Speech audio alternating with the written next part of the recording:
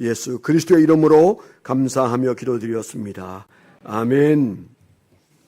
우리 한번 격려하겠습니다. 하나님은 오늘도 살아서 우리 가운데 역사하십니다.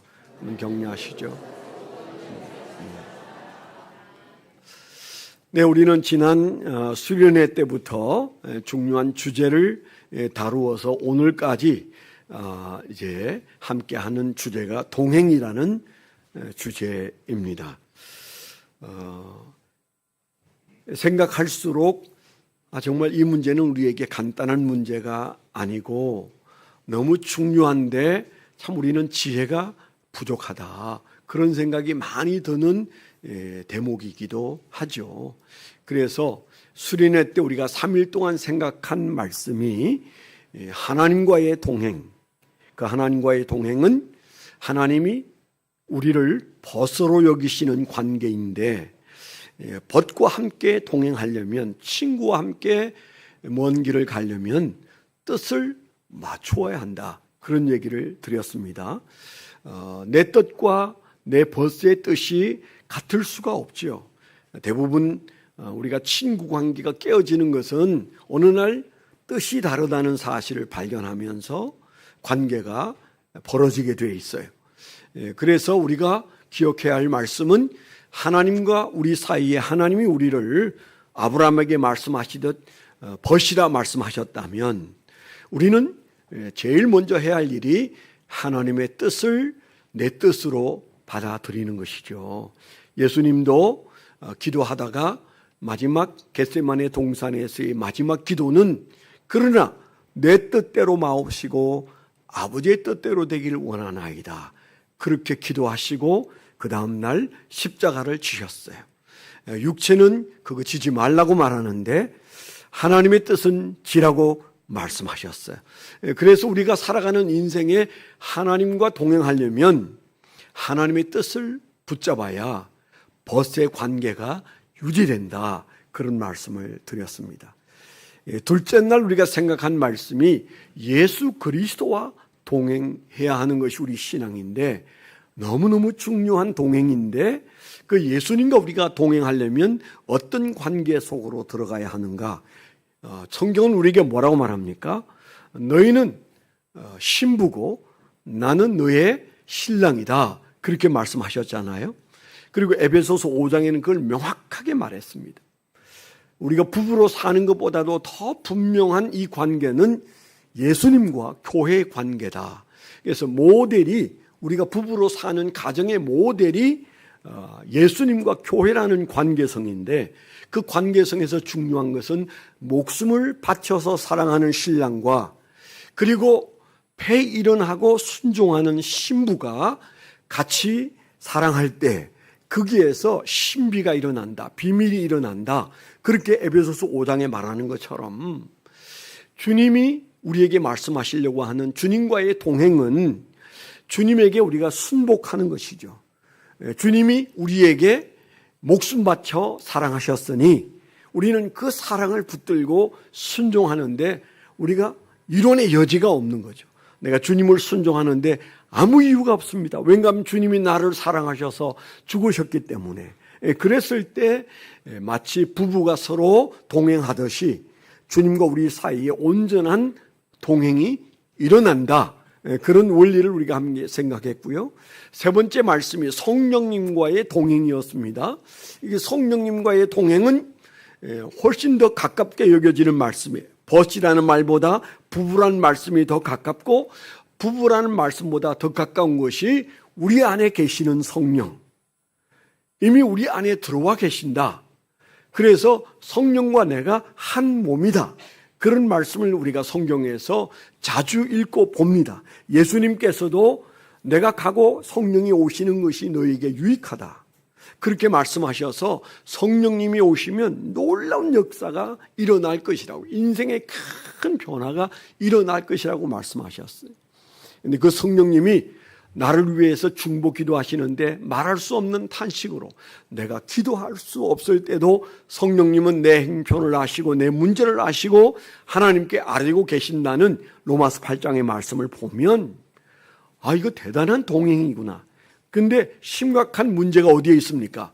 주님을 모시고서도 영적으로 우리는 너무 어두워서 모시고 산다는 생각을 하지 못하는 크리스찬이 80%가 넘어요. 계심에도 불구하고 우리는 없다고 생각할 때가 많고 우리는 그것에 관심이 없을 때가 많습니다. 그건 인격적인 관계의 큰 파탄이죠. 여러분, 우리가 공기가 있는데 공기가 있는지 없는지 난 모른다. 우리가 그 정도는 문제가 안 돼요. 그런데 성령님이 우리와 함께 가기를 원하시고 동행하기를 원하시는데 우리가 성령님을 인정하지 않는다면 내 삶의 모든 문제는 믿지 않는 사람과 하나도 달라질 게 없어요. 성령님이 함께 계시는 축복을 우리가 누릴 수가 없어요. 그것 해결하기 위하여 오셨는데 우리를 주님 오실 때까지 이끌어가기 위하여 오셔서 동행하시는데 우리는 그 동행에 대한 너무 서툰 생각을 가지고 있기 때문에 우리의 삶이 지지부진한 것이고 기쁨이 사라져 있고 일마다 때마다 우리는 고민해야 되고 어찌해야 좋을지 모르는 삶을 살게 되어 있는 것이죠. 이 명확한 동행에 대하여 우리가 이해를 하면 인생은 분명히 달라집니다. 멀리 볼 것 없습니다. 우리 주변에 그 동행을 잘하고 있는 사람들이 어떻게 사는지 보면 알잖아요. 우리가 이제 수양회 이후에 생각했던 말씀들이 우리에게는 하나님과의 동행, 예수님과의 동행, 성령님과의 동행 외에도 우리는 그 동행을 동행답게 만들기 위한 보조적 동행이 우리 인생에 있다. 어쩌면 눈에 잘 드러나는 동행이에요. 그 동행 중에 하나는 뭐라고 그랬습니까? 불가항력적인 동행이 있어요. 내가 선택하지 않은 동행이 있다고 그랬어요. 내가 부모를 선택하지 않았는데 그 부모와의 관계가 너무 많은 영향을 끼치고 있습니다. 우리 인생에. 형제, 내가 선택하지 않았는데 그 형제라는 관계성이, 그 동행이 우리를 더러 힘들게 해요. 개중에 적지 않은 사람들은 부모 잘 만나서 그 동행으로 인하여 행복한 사람 많고 또 형제를 잘 만나서 우리가 부족해도 그게 메꾸어지는 사람들도 많이 있지만은 적지 않은 사람들은 그 내가 선택하지 않은 그 동행의 문제로 고민하고 어렵게 삽니다. 이거 우리가 풀어야 돼요. 불가항력적인 동행이지만은 예수 믿고 이 관계성을 잘 풀어야 됩니다. 내가 하나님께만 잘하면 되지. 그리고 그 관계성을 소홀히 여기는 것을 고르반이라고 그랬잖아요. 내가 하나님께 다 하느라고 난 정신이 없어요. 내 부모를 돌보고 내 형제를 돌볼 정신이 없습니다. 그렇게 말하면 안 된다고 말씀하셨어요. 왜 그럴까요? 그게 상을 받고 안 받고의 문제보다도 바로 나의 행불행에 영향을 여전히 주고 있기 때문에 도망갈 수 없어요. 피할 수 없어요. 그렇다면 우리는 맞닥뜨려서 하나님, 이 문제도 해결해 주십시오. 제가 어떻게 하면 좋겠습니까? 바른 동행이 무엇입니까? 내가 어떻게 처신할 때 온전한 동행을 할 수가 있습니까? 이렇게 우리가 불가항력적인 동행도 우리가 끌어안고 해결하는 삶을 살게 되기를 축원합니다. 그런데 사실은 그 동행보다도 훨씬 우리에게 영향을 많이 주는 동행이 있는데 세 가지라고 그랬어요. 그 동행을 일컬어 불가항력적인 동행 다음에는 선택적 동행이 있다. 그렇게 말씀을 드렸잖아요. 선택적 동행이 우리 인생에 있더라. 그 선택적 동행에서 여러분들이 지금까지 어떻게 여기든 사실적으로 중요한 것 세 가지가 있어요. 첫 번째는 친구라는 동행입니다. 친구와의 동행. 두 번째는 부부와의 동행입니다. 그리고 세 번째는 교회와의 동행입니다. 친구와 동행하는 것 이해돼요. 그리고 우리가 정말 피부로 느끼는 부부로서의 동행, 그것도 여러분들이 그것 때문에 고민 많으니까 이해가 돼요. 그런데 세 번째, 우리는 교회와 동행하고 있다. 이 동행이 인생의 선택적 동행 중에 세 번째로 중요한데, 세 번째 있으니까 그러면 세 번째로 중요하냐? 그 이상일 수 있어요. 성경에는 부부와의 동행과 교회와의 동행은 가치적으로 일반이다. 그렇게 말하고 있잖아요. 그러니까 우리가 이 중요한 부부가 함께 동행하는 문제가 우리를 심각하게 하고 더러 행복하게 하고 불행하게 하는 것처럼 우리가 교회와의 동행도 우리의 삶에 아주 가깝게 다가와서 우리 행불행에 영향을 주고 있습니다. 지금 저와 여러분들이 이 공간에 있는 이유도 바로 그 동행의 문제 때문에 여기 있잖아요. 그렇지 않으세요? 간단치가 않아요. 내가 별로 선택한 것 같지 않은데 그 짐을 다 짊어져야 돼요. 여러분도 짊어지고 가고 저도 짊어지고 가고 있습니다. 저는 하루에도 한 수백 번은 건강에 일어났던 일들을 자동적으로 생각하고 있어요. 자다가 깨서도 생각하더라고요. 왜 이러지? 나는 지금과 미래가 더 중요한데 왜 과거를 끌어안고 살고 있을까? 주님, 지금쯤은 다 잊어야 되는데 왜 이렇게 자꾸 생각이 납니까?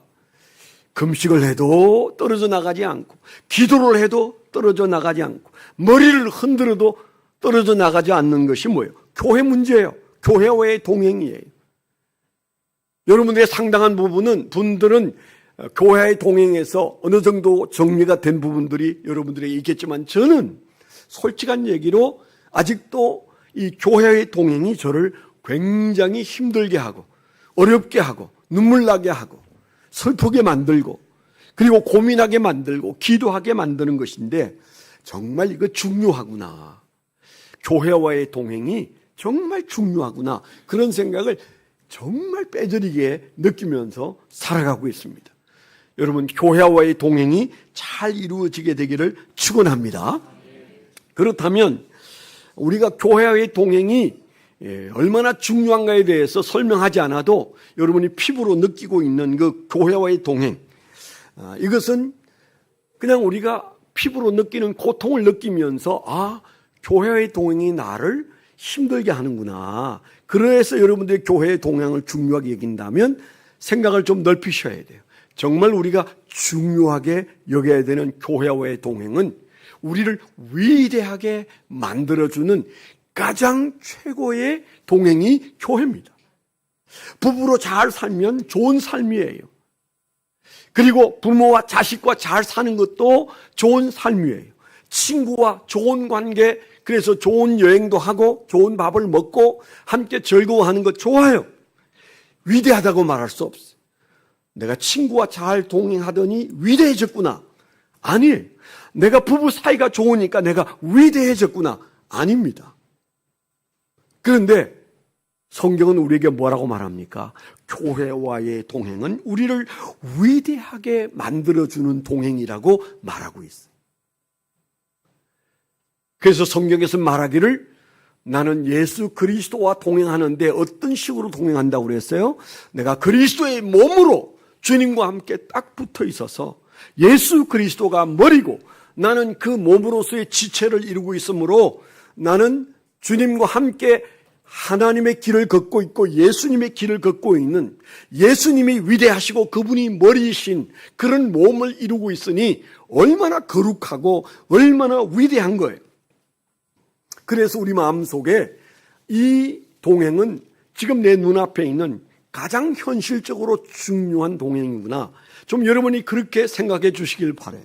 여러분 표정에서 그래 맞아요 목사님, 교회와의 동행, 제가 그 교회와의 동행을 위해서 올인하겠습니다. 정말 그게 중요한 것을 믿습니다. 이런 표정만 보이면 한 20분 설교를 더 짧게 할 수도 있어요. 제가 설교 준비를 하면서 기도할 때 주님, 다 아는 얘기를 또 할 때 즉 교인들의 마음속에 좀 뭔가 마음속에 일어나는 감동이, 그래 목사님 말씀 맞아요. 내가 교회와의 동행을 내 인생의 중요한 동행 1호로 두어서 어쩔 수 없이 우리는 부부와의 동행을 중요하게 여기는 것처럼 똑같은 가치로 교회와의 동행을 제가 마음속에 품고 이제 살아보겠습니다. 그런 표정이 보일 수 있기를 원합니다. 그렇다면 제가 길게 설명을 안 해도 되잖아요. 이 더운데. 이제 그런 생각을 제가 하면서 주님께 기도했어요. 아직은 설교를 좀 더 해야 되는 분위기입니다. 네. 우리가 이 교회와의 동행을 제가 좀 더 설명하기 위해서 교회와의 동행은 어떤 동행이냐? 사역 동행이다. 그런 표현을 좀 썼습니다. 말을 바꿀 때는 강조하기 위해서 그래요. 저 목사님은 안 들어본 말을 자꾸 만들어 한다. 그런 생각을 하실 수 있어요. 왜 그러겠습니까? 우리가 늘 듣던 말로는 그냥 졸려요. 적어도 여러분들이 저게 무슨 말이야? 알 것 같은데 왜 저걸 말하지? 이런 여러분의 궁금증이 잠시 있어야 돼요. 그래서 우리가 교회와의 동행을 다른 말로 하면은 사역 동행이다. 그렇게 말할 수 있어요. 여러분 다른 건 몰라도 교회와 함께 걸어가는 이 신앙의 삶이 적당하면 안 됩니다. 예수님께서 뭐라고 말씀하셔요? 라오디가 교회를 향해서 부활 성천하셨던 예수님이 밤모습에 나타나셔서 요한에게 말씀하시기를 내가 지켜보는 저 터키 일대에 있는 7 교회를 내가 지켜보는데 그 맨 마지막 교회를 라오디게아 교회를 말씀하실 때 여러분들이 이제 터키에 여행을 가면 꼭 가보는 곳이 파묵갈레예요. 파묵갈레라는 곳을 가는데 경치도 특별하기도 합니다만은 그러나 모든 터키 여행자들이 머슈룸이 있는 동네가 뭐죠? 그러다 치고 안 가보신 분이 대부분이니까 아주 그 경치가 좋은 곳이 이제 한 몇 군데가 있는데 그 중에 하나가 이제 그 버섯처럼 생긴 그런 동네가 정말 대단한 관광지예요. 요즘에 텔레비전에도 그게 무슨 프로그램에서 젊은이들이 거기에 가서 그 동굴을 파가지고 만들어 놓은 호텔에 들어가는 모습을 제가 봤어요. 우리가 다 해본 것을 요즘 이제 방송에서는 하더라고요. 그게 다음으로 중요하게 여기는 곳이 파묵갈레인데 그 파묵갈레는 라오디게아 지역입니다. 그 라오디게아 지역은 온천으로 저 로마 사람까지, 로마의 황제까지 와서 온천을 할 정도로 오만 피부병이 다 낫고 오만 질병이 다 낫는다는 그 온천이 아주 좋은 곳이 파묵갈레인데 문제는 그 파묵갈레의 문제가 온천이 잘 나오는 데는 경치가 너무 안 좋아요. 근데 경치가 좋은 곳은 온천이 안 나와요. 그래서 세계에서 가장 발달한 이 수로를, 온천수 수로를 만들었다고 그러지 않습니까? 지금도 그 수로가 남아 있어요. 그래서 아주 최고의 학자들이 수로를 뽑아서 경치 좋은 곳까지 파묵갈레에 온천수가 와서 이제 그 좋은 경치에서 황제가 이제 누리는 거죠. 거기에서 온천을 하는 거죠. 그러니까 삭막한 파묵갈레에서 온천을 하는 게 아니고 경치 좋고 있을 것 다 있는 곳에서 그 온천수를 끌어와서 즐기니 얼마나 거기가 좋겠어요. 그런데 그 지역을 두고 예수님께서 하신 말씀이 너희가 차지도 않고 덥지도 않다. 내가 너희를 토하고 싶다. 그 라오디게아 교회를 향해서 내가 너희를 그냥 미지근 해가지고 토하고 싶다. 그러면서 마치 너희가 온천이 식었으면 그게 누가 들어가겠느냐.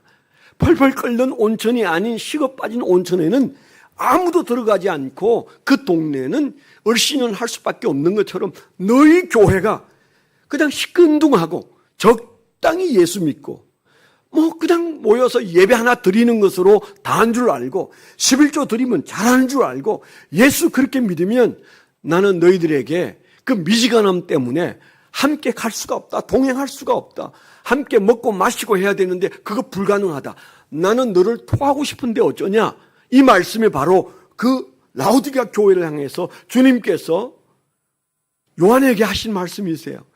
얼마나 또악한 말씀인지 정말 두려운 말씀이세요. 지금 우리 교회에 대해서도 주님께서는 하나님의 우편에서 이 미사체풀의 영적 온도는 몇 도냐? 미지근하지는 않으냐? 그렇게 물으실 거예요. 다른 사람은 몰라도 저와 여러분들은 우리 교회의 온도를 알고 있습니다. 알고 계시죠? 온도를 모르시는 분은 나중에 밥 먹을 때 저한테 오세요. 몇 도입니까? 물어보세요. 아니, 다 알고 있어요. 여러분이 이 교회에 바라는 온도와 또 여러분들이 적정해 놓은 온도와 그래서 여러분 마음속에 교회에 대한 복잡한 마음들이 왜 없겠습니까?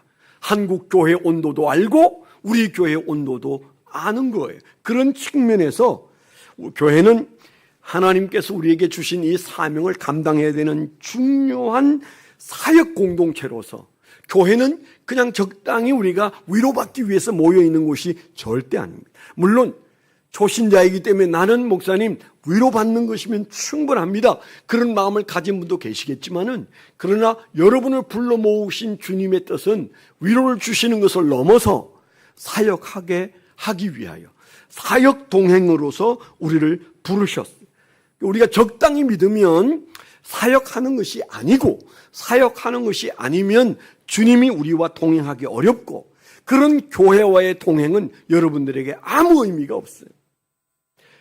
교회를 떠나거나 교회를 뜨겁게 만들거나 둘 중에 하나를 하셔야 돼요. 그렇잖아요. 나는 이 교회가 너무 식어 빠져서 이 교회를 다닐 수 없습니다. 저는 그런 분을 붙잡지 않을 거예요. 살려고 간다는데 뭐. 그러나 그보다 더 중요한 건, 이 교회가 그렇다면 내가 1도를 책임질 수는 있지 않을까?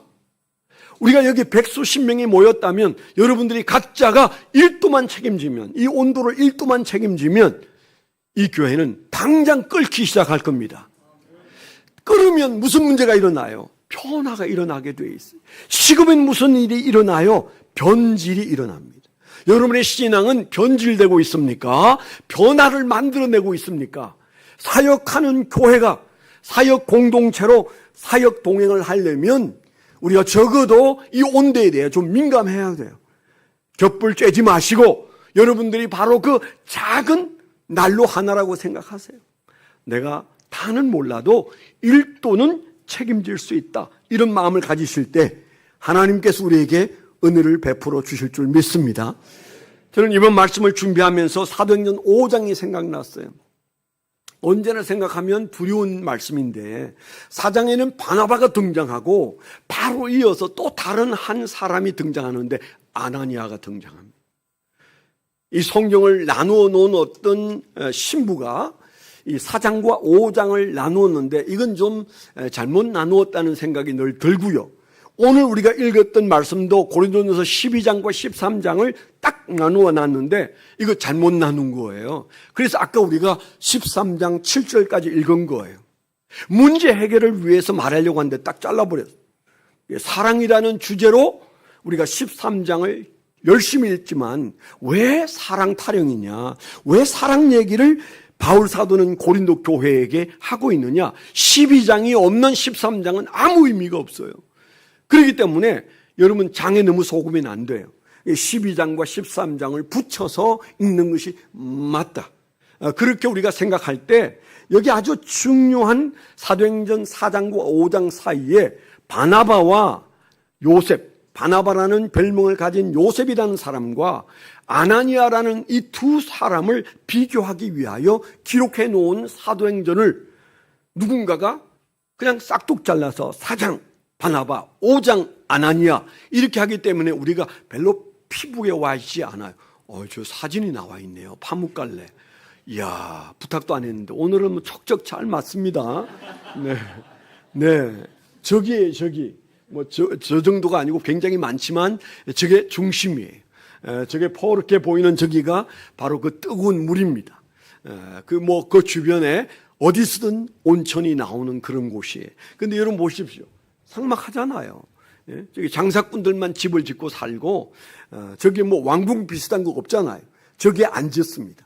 다른 곳에 짓고 저기에서 물을 빼가지고 가서 이제 경치 좋은 곳에서 거하는 것이죠. 자, 우리가 여기 중요한 얘기를 하고 있습니다. 우리가 교회 공동체에 동행을 해야 되는데, 그럼 교회 공동체와 함께 잘 동행하는 것이 정말 중요하다면 교회 공동체를 어떻게 이해해야 되느냐? 교회가 왜 여기에 있느냐? 우리가 왜 그 교회의 일원이냐? 중요한 것은 교회는 위로받는 곳이 아니에요. 물론 병원 역할도 합니다. 그러나 그 병원은 야전병원이에요. 야전병원은 일반인들이 오는 병원이 아니고 거기는 뭐예요? 전쟁하다가 다친 사람들이 와서 잠시 꼬매고 잠시 수술하고 그리고 다시 투입되기 위하여 있는 병원이 야전병원인데, 그래서 교회는요 열심히 일주일 동안 싸우다가 오셔서 마음에 힘들고 어렵고 상처받고 치료가 필요한 분들이 치료받고 다시 우리가 축도받고 일주일 동안 나가서 싸우기 위한 야전병원입니다. 근데 병원으로서의 역할뿐만 아니고 이 교회는 사역을 위해서 하나님께서 만드셨어요. 우리가 동행하는 이유는 사역을 위해서 동행합니다. 한번 따라하시죠. 우리가 동행하는 이유는 사역을 위한 동행이다. 네, 우리 생각하고 잘 안 맞죠. 아니, 난 위로받는 것으로 만족한데 나한테 너무 많은 것을 요구하지 마세요. 하나님, 우리가 이런 마음으로 신앙생활을 하는데 성경은 명확하게 내가 교회를 세울 것이다 그렇게 말씀하시고, 그리고 내가 피로 값주고 교회를 세웠다 그렇게 말씀하시고, 내가 머리고 너희가 몸이다 그렇게 말씀하셔서 이 교회를 세우신 예수님은 그 교회 왜 세웠습니까? 하나님의 일을 하기 위하여. 그래서 위대한 거예요. 우리가 하는 모든 일이 위대합니까? 그렇지 않아요. 우리가 그냥 밥 먹고 살다가 어느 날 나라를 위해서 일하면 좀 우리가 위대하다고 말하고, 대통령이 불러서 우리에게 임명장을 주면 꽤 위대하다고 말하는데, 하나님이 나를 불러서 맡겨주신 일이 있을 때 그때 우리는 위대한 삶을 사는 존재인 거예요. 예수 그리스도가 머리고 우리가 몸으로 있을 때 그게 위대한데, 그 이유는 사역을 위하여 만드신 교회가 바로 우리가 지금 섬기는 그 교회. 그래서 우리가 잘 아는 대로 우리가 동행하는 이 교회는 소명 공동체고, 그 다음에 사명 공동체고, 그 다음에 한몸 공동체요. 우리가 이 세 가지를 잘 기억하셔야 해요. 첫째는 교회는 우리가 소명 공동체다. 두 번째는 사명 공동체다. 세 번째는 한몸 공동체다. 예수님이 몸을 찢어 세우신 그 교회가 예수님이 머리 되시고 우리가 그 예수와 함께 공동체를 이루어서 이제 동행하게 되는데, 이 교회 동행에서 첫 번째는 나를 부르신 이유가 있어요. 불러서 우리가 동행하는 겁니다. 내가 이 교회의 일원이 된 것은 하나님이 나를 불러서 내가 이 교회의 일원이 됐다는 사실을 생각하면 눈물 나고, 그리고 우리가 조심하게 되고 그러지 않겠습니까? 바나바가 자기의 모든 재산을 교회에다가 내어놓고 교회와 동행하기로 결정한 바로 그때, 아나니아는 남들이 헌금하니까 나도 좀 헌금해야 행세를 할 것 같은데, 그래서 밭을 팔긴 했는데 돈을 보니까 다 내놓고 싶지 않았잖아요. 그래서 그가 일부를 숨겨놓고 일부를 헌금으로 냈습니다. 저 같으면 그 정도면 일부든 전부든 상관없이 아마 잘했다고 말할 것 같은데, 베드로 사도가 딱 그를 보니까 성령이 가르쳐 주셨어요. 저 사람 돈 일부를 숨겨놓고 다 내는 것처럼 지금 현재 허세를 부리고 있다. 그래서 성령의 인도하심 따라 다 가져왔냐? 그렇게 물었더니 예라고 말하고 그 즉시로 그가 그 자리에서 그냥 죽었습니다. 너무너무 두려운 얘기잖아요. 자기 돈 가져왔다가 말 한마디 삐끗 잘못해서 다 가져왔다라는 거짓말 한마디에 죽었습니다. 잠시 후에 그 아내도 죽었습니다. 이 대비, 바나바와 아나니아의 대비는 우리에게 뭘 말해줍니까? 교회는 하나님이 그렇게 엄중하게 여기신다, 그 말씀이 있어요. 동행하려고 왔다가 죽었어요. 우리가 죽을 수도 있다는 생각을 할 정도 되면 잘해야 되겠다. 이건 간단한 일이 아니구나. 죽고 사는 것이 교회 문제구나. 내가 교회와 동행하는 것은 어떤 의미에서 죽고 사는 문제요, 그런 축복의 문제가 그 안에 있구나. 우리가 이런 마음을 가지면 저와 여러분들이 이 소명 공동체로 불러주신 하나님의 부르심 앞에 기쁘기도 하고 두렵기도 하고 우리가 그렇게 될 겁니다. 우리가 예수의 몸을 이루고 있어요. 어떤 분이 쓴 글에 보니까 그런 말이 있었어요. 우리의 몸을 그냥 의미 없이 해체를 하면 just $2 이불밖에 못 박는데요. 예? 장기 파는 거 아니고 그냥 여기에서 인이 얼마 나오고 철이 얼마 나오고 그렇게 해서 그걸 분자 단위로 나누어서 그것을 값을 매기면 $2, $2밖에 가치가 없대요. 다시 말한다면 우리가 예수 그리스도의 몸으로 하나가 되었을 때, 예수를 머리로 우리가 그 몸으로 하나가 되었을 때, 부르심에 맞도록 손과 발이 되었을 때 그 가치는 값으로 매길 수가 없을 거예요. 나란 존재가 입을 자리가 될 거냐, 아니면 예수의 몸이 되어서 가치를 우리가 가늠할 수 없을 만큼 그런 존재가 될 거냐에 있어서 첫 번째는 나를 부르심으로 나는 소명 공동체에 소속되어 있다. 부르심에 의하여 여기에 있다. 교회는 부르심으로부터 시작을 하죠. 그 다음에 우리가 두 번째는 뭐예요? 사명 공동체입니다.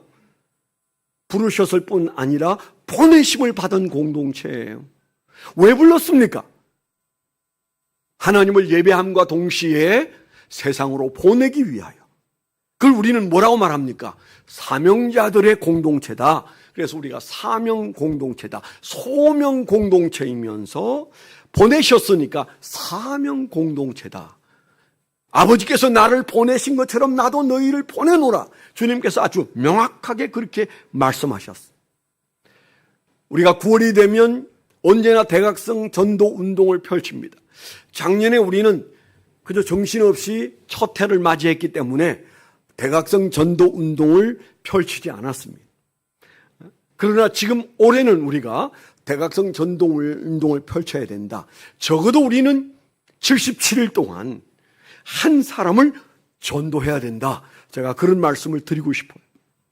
제가 어제 올리브 블레싱 예배 때는 불쑥 제가 그런 말을 했어요. 어린이 여러분, 학생 여러분, 만일에 이 77일 안에 예수 믿는 사람 데려오는 것 빼고 여러분들이 예수 안 믿는 친구를 데려와서 3주를 출석시키면 제가 사비로 각자 10만 원씩 주겠습니다. 70만 원은 아니고 10만 원. 큰일 날 뻔했어요. 제가 그런 말을 하면서 제 아내를 쳐다보더라고요. 내 남편이 또 실수하는구나. 그럴 것 같아서. 제가 계획한 게 아닌데 흥분해가지고 내가 10만 원씩 줄게. 77일 동안 그 안에 데려와서 3주만 출석시키면 내가 각자 10만 원씩 준다. 그렇게 얘기를 했습니다. 아이들이 탄성을 지르고 환호를 했는데 과연 몇 명이나 제 주머니에서 돈을 가져갈지 모르겠어요. 제가 이 얘기를 하는 것은 제가 그들에게 약속을 지키기 위해서 토요일 아침에 한 얘기니까 못 들은 것으로 지나갈 수 없도록 제가 제 말에 이제 못을 박았습니다. 여러분들에게 10만 원씩 드리면 좋겠는데 또 모두 한 명씩 다 데려오기로 했으니까 이거는 너무 큰 비용이다. 그런 생각이 듭니다. 여러분에게 10만 원 주세요. 그래서 소고기 드세요. 그런데 우리가 77일 동안 저도 여러분도 좀 노력해서 우리가 전도해야 돼요. 전도하지 않는 교회를 어떻게 주님께서 은혜와 능력과 위로와 기쁨과 거룩함으로 우리를 새롭게 해주실 수 있겠어요? 교회가 새로워져서 은혜가 넘치면 좋지 않겠습니까? 여러분들이 주일마다 와서 눈물 빼면서 정말 여기가 안식처구나, 그런 은혜를 누리기를 원치 않으세요? 그러려면 다른 건 없습니다. 우리가 누군가를 데리고 와서 앉혀놓고 그를 우리가 주님께서 구원해 주시기를 구하면 하나님께서 역사하시게 돼 있어요. 오래전 얘기입니다마는 어떤 교인 한 분이 저기 앞에 둘째 자리에 앉았는데 찬송을 부르는데 서서 설교도 하기 전에 막 울어요. 어떤 남자분이. 제가 자꾸 봤는데 계속 울어요. 근데 그분 옆에 그토록 모시고 오고 싶어 했던 그 어머님이 초청을 받아서 교회에 와서 옆에 서 계세요. 그 아들 된 분이 하염없이 눈물을 흘려요. 앞에 있으니까 보이잖아요. 저렇게 감격하는구나. 그 어머님을 모셔온 아들이 막내 아들인데 그 막내 아들이 어머니를 모셔와서 멋쩍하는 어머니를 옆에 두고 눈물을 계속 흘리면서 찬송을 부르는데 너무너무 보기에 좋았어요. 너무너무 감격스러웠어요. 저도 막 눈물이 나서 참기가 어려웠어요. 여러분, 우리가 그렇게 정성을 들여서 우리가 주님의 은혜 가운데 한 영혼을 구원하기 위해서 애쓰고 그 사람을 옆에 딱 데리고 와서 예배를 드릴 때 하나님께서 얼마나 기뻐하실까 상상하게 되기를 축원합니다. 그래서 우리는 세상에 나가서 이제 보냄을 받은 자로서 사명 공동체의 사명을 감당할 때 교회와 온전히 동행할 수가 있는 거예요. 부르심의 공동체요, 보내심의 공동체라는 이 소명과 사명에 대해서 우리가 잊고 있으면 우리는 주님을 기쁘시게 할 수 없고, 그리고 우리가 이 공동체를 이룬 우리 교회 공동체와 함께하는 일이 시큰둥할 수밖에 없어요. 교회를 기쁘게 하지 못하면 동행하기에 어렵다는 사실을 여러분 기억하셔야 됩니다. 여러분이 예수 그리스도가 머리라고 생각하고 한번 상상해 보세요. 내가 손이고 발인데, 그런데 그 머리 대신 예수님의 생각과 손인 내가 하는 생각이 다르다면 동행하기 어려워요. 어느 날부터 이 손이 생각을 하기 시작했다고 생각해 보세요. 어느 날 이 발이 생각을 하기 시작했다고 생각해 보세요. 큰일 나죠. 그걸 우리는 뭐라고 그래요? 중풍 걸렸다고 그래요. 머리가 생각하는 대로 손과 발이 일치한 생각을 할 때 동행이 가능한 거예요. 여러분 한번 상상해 보세요. 어느 날 내가 키우는 개가 생각을 시작했다. 생각해 보셨어요? 어느 날 우리 동네 돼지가 생각을 시작했다. 어느 날 우리가 키우는 소가 생각을 시작했다. 아마 그날로부터 우리의 삶은 혼란스러울 겁니다. 하나님이 그 개, 그 돼지, 그 소, 생각할 생각 이상의 생각을 품지 못하도록 만들었기 때문에 우리는 그 소를 즐거워하고 그 돼지를 즐거워하고 그 개를 사랑할 수가 있게 됐어요. 아무리 우리가 그 개를 학대해도 개는 여전히 나를 사랑하는 것은 전적으로 하나님의 덕분입니다. 아멘? 네, 몇 사람 아멘 안 하네. 개가 어떻게 수백 년 전이나 지금이나 주인에게 그렇게 순종해요? 이해되십니까? 키우면서도 이해 안 돼요. 생각할 그 이상을 품지 않고 살아요. 우리가 예수 그리스도와 한 몸이 되려면 부르셨을 때, 보내셨을 때 우리는 예수 그리스도가 머리시고 우리가 더 이상 이 손이 생각하면 안 돼요. 이 발이 생각하면 안 돼요. 교회 안에 문제가 언제 생깁니까? 생각이 들어올 때 교회 안에 문제가 생기는 겁니다. 그러면 김 목사 얘기는 김종포 목사의 생각대로만 가자는 얘기냐? 그 독재하는 거 아니냐? 네, 제 생각대로 하면 안 되죠. 우리 모두가 머리 대신 예수님의 생각에 일치하려고. 그게 애매할 때는 우리가 금식하고, 그게 애매할 때는 부르짖어 기도하고, 그게 안 될 때는 성경을 펴놓고 주님께 묻고. 예수님의 생각이 무엇입니까? 손인 제가 생각을 시작했습니다. 이거 막아주세요. 입인 제가 딴소리를 합니다. 막아주세요. 우리가 그래서 생각하면 안 돼요. 교회는 오직 예수님만 생각하시고 예수님의 생각대로만 가는데, 이게 부르심과 보내심을 받은 자가 세 번째 기억해야 하는 한 몸 공동체라는 겁니다. 우리는 한 몸 공동체예요. 우리가 읽었던 본문이 그 얘기잖아요. 그래서 결론은 뭡니까? 사랑하는 길밖에 길이 없다. 그 얘기를 하고 있잖아요. 손과 발 얘기를 한참 했잖아요. 눈 얘기를 한참 했잖아요. 나는 발이 아니니 눈이 말하기를 나는 손이 아니다, 발이 아니다. 만일에 그렇게 눈이 말하고 그렇게 손이 말하고 그렇게 발이 말한다면 그 몸은 끝장이다. 그렇게 얘기했어요. 우리가 교회와 동행하려면 생각을 내려놓으셔야 합니다. 단순해지셔야 합니다. 그리고 우리가 그 자리에 예수님의 생각을 우리는 중심에 세워야 합니다. 바로 그때 우리에게 일어나는 현상이 사랑이에요. 그때부터 사랑이 시작이 되고 가능해지는 겁니다. 그래서 우리는 교회를 다른 말로 한 몸 공동체이면서 사랑 공동체예요. 제가 아는 어떤 목사님 어느 날 차를 몰고 가는데 이 언덕에 너무 예쁜 교회가 있었대요. 그래서 내가 아무리 바빠도 저기는 좀 들어가 봐야 되겠다. 그래서 차를 꺾어서 그 언덕배기로 차를 몰고 교회를 향해서 가는데, 교회 가까이 갔을 때 아치로 현판이 걸려 있는데, 당신이 만일 사랑할 수 없다면 여기에 들어오지 마십시오. 이렇게 써 있을 때 브레이크를 딱 밟고는 뭐야? 왜 저런 말이 저기에 붙어 있지? 한참을 생각했다는 얘기를 하신 적이 있었어요. 만일 당신이 사랑할 수 없다면 여기에 들어오지 마십시오. 그 교회가 방문객에게 말하고 교인들에게 말하는 겁니다.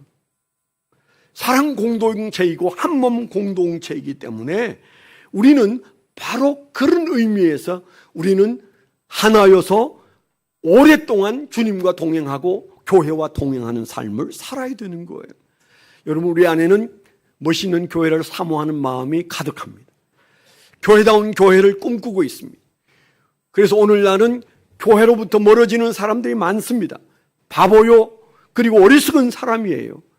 교회에서 만족하지 못한다고 교회 없는 세상에서 만족할 수 있을까요? 교회가 병들었다고 교회를 떠나서 어디에서 위로를 받을 수 있을까요? 그 병 고쳐야죠. 교회를 떠나면 바로 절벽이에요. 거기는 진정으로 1%의 희망도 찾을 수가 없어요. 우리가 교회를 고쳐야 합니다. 아주 많은 사람들이 교회를 등지고 떠납니다. 교회가 실망 주었다고. 아니요. 교회는 그렇게 어리석고 좀 부족해요.